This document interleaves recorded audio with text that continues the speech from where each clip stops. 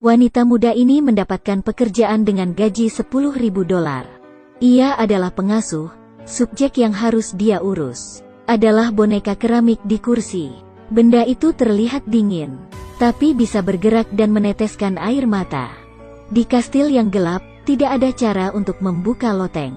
Sepertinya menyembunyikan rahasia yang tidak bisa diceritakan kepada orang lain. Gadis itu berkata bahwa dia menemukan pekerjaan bergaji tinggi yang dikagumi orang, tanpa mengetahui bahwa mimpi buruk akan datang.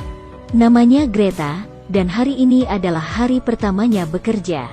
Menghabiskan $10.000 sebulan untuk menyewa babysitter. Maka tentu saja ini bukan orang kaya biasa. Di depan matanya adalah kastil megah yang terisolasi dari dunia luar. Sepertinya dipenuhi dengan cerita di sini. Pemilik kastil untuk sementara pergi, dan Greta masuk lebih dulu sendirian.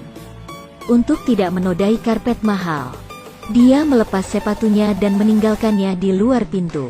Sementara dia melihat sekeliling dengan rasa ingin tahu. Kemudian seorang pria tiba-tiba muncul di latar belakang. Greta sedang bermain dengan mainan aneh dan ketakutan setengah mati. Dia mengira dia adalah putra dari pasangan tuan rumah. "Suster, apakah Anda mencoba mengubah film horor menjadi romansa?" Pria ini menyebut dirinya Malcolm, orang yang akan mengantarkan makanan dan barang ke tempat ini setiap minggu, sambil menambahkan barang ke ruangan, dan memperkenalkan pemiliknya di sini.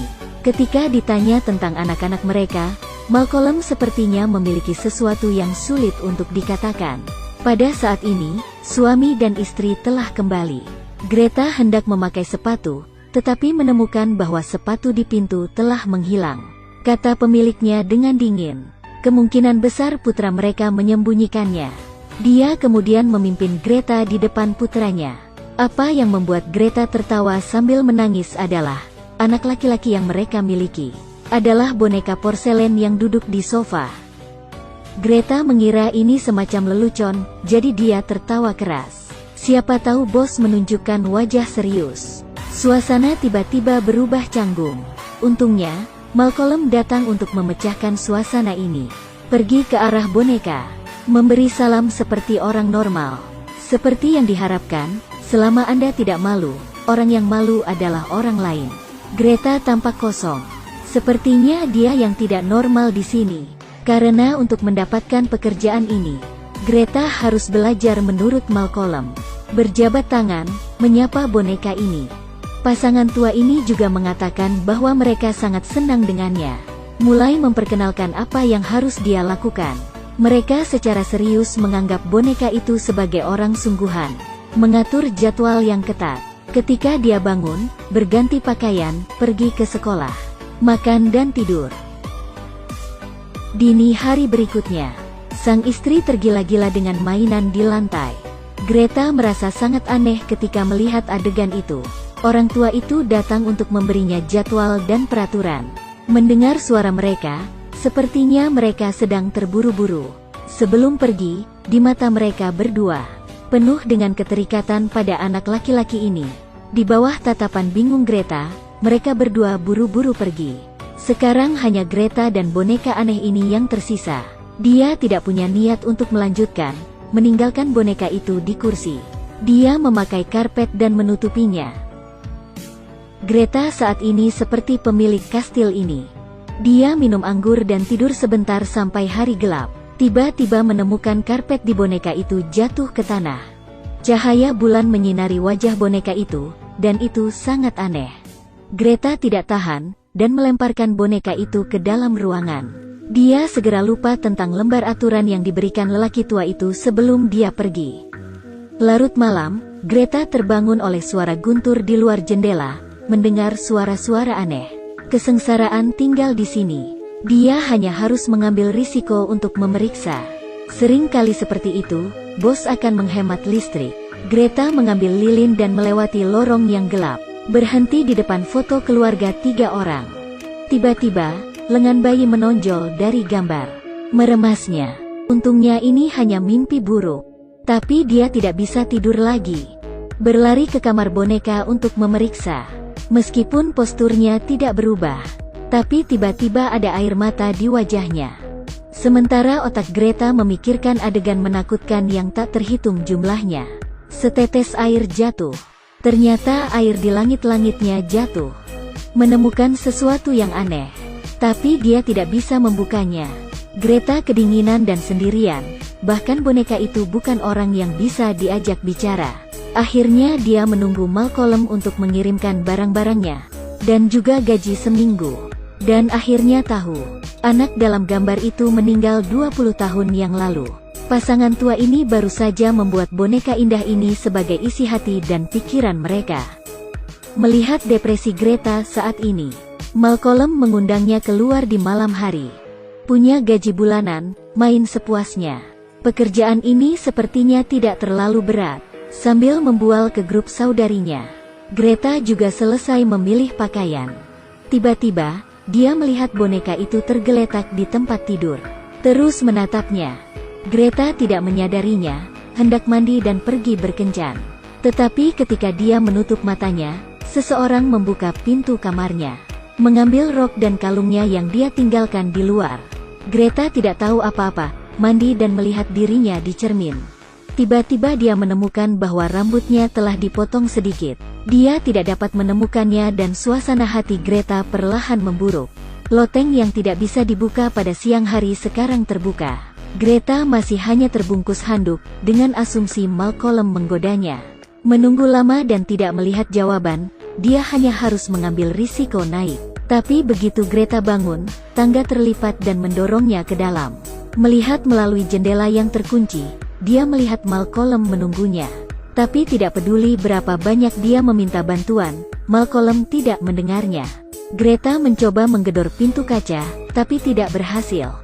Malcolm tidak melihat Greta keluar, dia pergi. Apa sifat pria seperti itu? Seperti yang diduga, Greta tidak punya pilihan, tetapi sendirian untuk menemukan jalan keluar. Dalam kegelapan, sesosok manusia tampak muncul di depan matanya. Greta baru saja jatuh ke lantai dan pingsan. Siang hari ketika dia bangun, apa yang dia lihat tadi malam sepertinya hanya sepotong pakaian. Membolak-balik album lama di sana.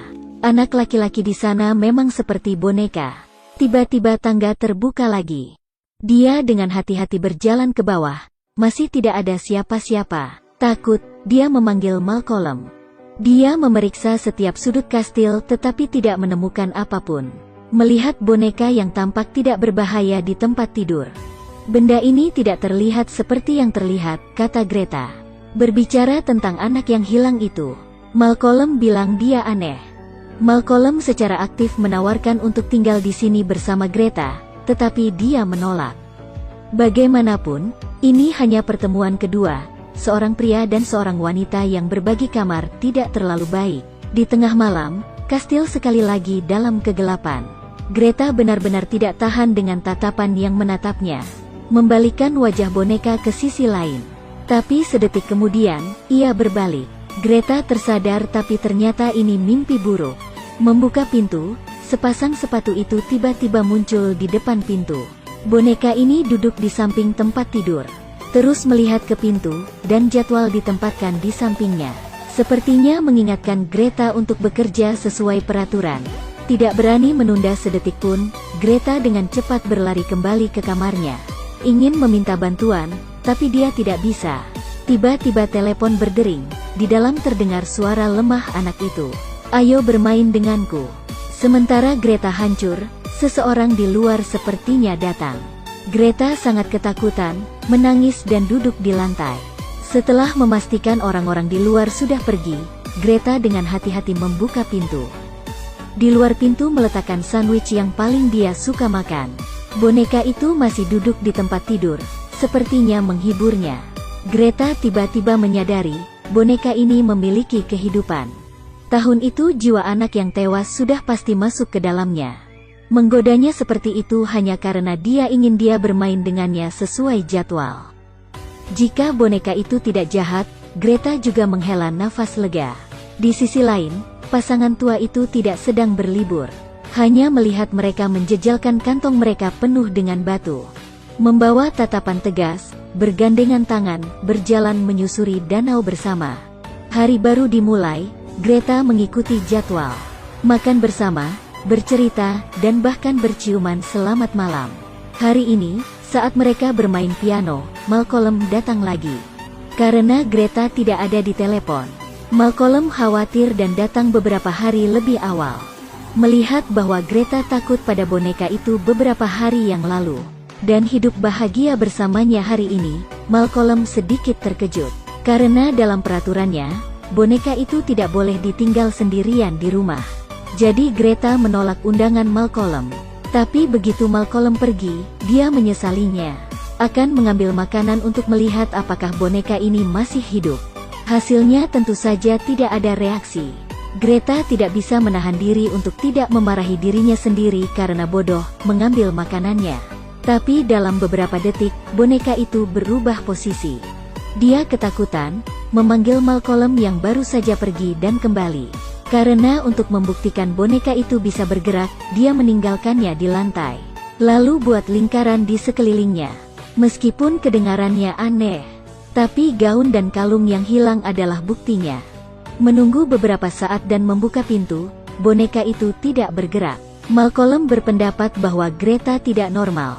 Greta terus mencoba lagi, lalu merayu boneka itu untuk melakukan sihir dengannya. Seperti yang diharapkan, mereka sekarang mendengar langkah kaki. Membuka pintu, boneka di lingkaran itu terbang. Kali ini giliran Malcolm yang terdiam. Apa aku juga gila? Sambil berjalan di sekitar kampus, Greta berbicara tentang alasan dia datang ke sini untuk bekerja. Adalah karena melarikan diri dari mantan kekasihnya. Greta, karena cinta dan gigih, berpikir bahwa ada anak. Keduanya bisa bersama. Tapi bad boy tetap bad boy, dia memaksanya untuk meninggalkan bayinya. Jadi Greta bisa merasakannya juga. Perasaan pasangan itu kehilangan anak mereka. Perasaan yang lebih dalam, keduanya berciuman. Jika tidak mungkin meninggalkan boneka di rumah sendirian. Lalu Malcolm menginap, bukankah itu bagus? Setelah menyelesaikan ritual sebelum tidur dan ciuman selamat malam, percakapan larut malam Greta dan Malcolm dimulai. Sementara mereka berdua sangat mencintai di dalam ruangan. Ada seseorang mengintip mereka melalui lubang kunci, semacam musik melengking berbunyi. Keduanya berhenti untuk menemukan boneka itu duduk rapi di depan gramofon. Greta memeluk boneka itu, terlihat seperti ini. Mereka mungkin tidak punya apa-apa hari ini. Untuk memiliki hubungan yang normal, Malcolm menyarankan Greta untuk pergi. Tapi dia tidak bisa tidur lagi. Jika saya terpilih, saya harus tinggal di sini. Malcolm hanya bisa menceritakan sebuah kisah dari sebelumnya. Seorang gadis kecil biasa datang ke sini setiap minggu untuk mencari anak laki-laki untuk bermain bersama. Tapi setelah pesta ulang tahunnya, tubuh gadis itu segera ditemukan di dalam hutan. Tulangnya patah. Polisi mencoba menanyai bocah itu, tetapi kastil itu dibakar tanpa alasan. Pasangan itu melarikan diri dan anak itu tidak terlihat dimanapun. Di mata semua orang, bocah itu dibakar sampai mati. Kasusnya juga jadi belum selesai. Meskipun Greta berkata dengan tidak percaya, tapi masih pergi ke loteng, melihat album lama itu. Bocah yang tampak murni itu, benar-benar seorang pembunuh. Hari ini, mantan pacar Greta datang ke sini. Melihat boneka di pangkuannya, tidak bisa berkata apa-apa. Menunjukkan bahwa sekarang dia telah menemukan pekerjaan yang baik, ingin membawanya keluar dari sini. Pada titik ini, Malcolm datang, memberikan alasan untuk membawa Greta pergi. Berdasarkan intuisi pria, katanya, pria ini tidak pernah berubah, ia harus mengusirnya. Tapi Greta masih muda, katanya tidak seperti itu. Malcolm pergi, tapi tetap di dalam mobil. Mantannya terus memohon padanya untuk kembali, tapi Greta tidak setuju. Ketika dia membujuk boneka itu untuk tidur, dia hanya bisa meratap. Jika ia benar-benar memiliki kehidupan, semoga bisa membantu dia menyingkirkan mantannya. Awan gelap menutupi kegelapan, menandakan sesuatu akan terjadi di sini. Mantan kekasih sedang tidur nyenyak, terbangun oleh tetesan darah yang terus-menerus. Jeritannya yang keras membangunkan Greta. Boneka itu tidak ada di mana bisa ditemukan. Pada saat dia berlari, koper mantan kekasihnya dipenuhi dengan tikus mati. Beberapa kata dalam darah di jendela kaca keluar. Mantan kekasih itu sangat marah, berpikir bahwa Greta sedang bermain dengannya. Lagi pula, pikirnya, hanya ada mereka berdua di sini. Greta melihat boneka itu di kamar, bersikeras bahwa itu adalah buatannya sendiri. Sang mantan kekasih tentu saja tidak percaya, berniat mencuri boneka itu. Sifat kasarnya terungkap, Greta bukan lawannya.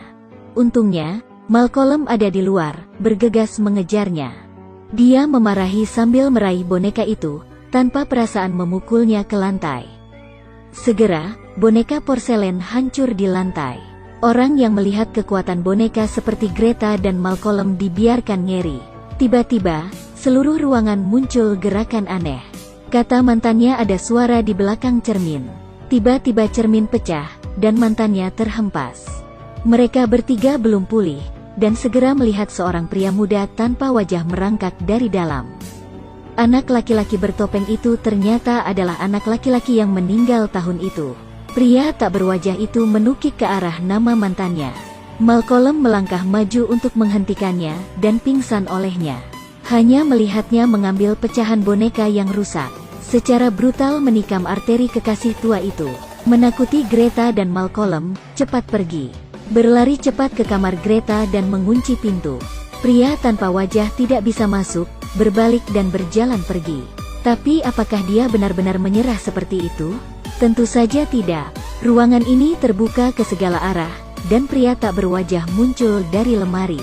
Malcolm selesai memukulnya dengan telepon dan terus melarikan diri. Greta menemukan sebuah terowongan.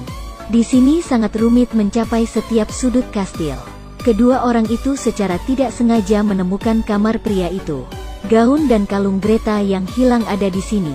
Di sini, dia juga menemukan surat yang ditulis pasangan tua itu kepada putra mereka. Isi surat itu mengatakan bahwa mereka berdua tidak akan kembali, dan Greta adalah objek yang mereka temukan untuknya. Sangat jelas, sejak hari pertama dia tinggal di sini, pria tanpa wajah selalu diam-diam mengamatinya. Pada saat ini, dia tiba-tiba menyerang. Karena ingin melindungi Greta, Malcolm dibuat pingsan oleh pria itu. Tapi saat dia menghadap Greta, mulutnya mengeluarkan suara anak kecil, menunjukkan bahwa dia akan patuh, dan memohon Greta untuk tidak pergi. Jika tidak, ia akan membunuh Malcolm. Tanpa pilihan, Greta setuju untuk tinggal, dan kemudian menyembunyikan senjatanya. Dia tahu bahwa pria yang haus darah itu brutal. Tapi sudah lama tinggal di loteng, belum pernah melihat cahaya. Maka pikiran hanyalah seorang anak tua. Greta berteriak bahwa sudah waktunya tidur. Seperti yang diharapkan, pria tak berwajah itu tidak melepaskan senjatanya begitu saja. Tetapi juga dengan patuh pergi ke tempat tidur, menutupi selimut. Sambil menciumnya selamat malam seperti biasa, Greta mengeluarkan senjatanya dan menikam perutnya. Pria tak berwajah itu dengan marah membuang Greta, mencekik lehernya. Greta menahan rasa sakit dan terus menusuk. Keduanya juga jatuh ke lantai. Di balik topeng yang rusak itu ada wajah yang terluka parah. Greta menemukan Malcolm terluka parah. Dua orang pergi dari kastil. Tapi di kastil yang megah ini, pria tanpa wajah masih tinggal di sana, memperbaiki boneka yang rusak. Hidupnya yang membosankan terus berlanjut. Selesai menonton The Boy, sebenarnya tidak sulit untuk menebak, pasangan ini memiliki anak yang aneh. Karena untuk melindungi anak yang tidak normal dan haus darah ini, mereka menciptakan api, untuk mengakhiri penilaian orang tentang dia. Kemudian, selama rekonstruksi kastil ini, ruang rahasia dan terowongan dibuat, sehingga putranya tidak perlu muncul, tetapi juga dapat bertindak dengan bebas. Apa yang disebut pencarian pengasuh hanyalah kedoknya. Sangat disayangkan. Oke, video hari ini selesai. Saya Night Owls, sampai jumpa lagi.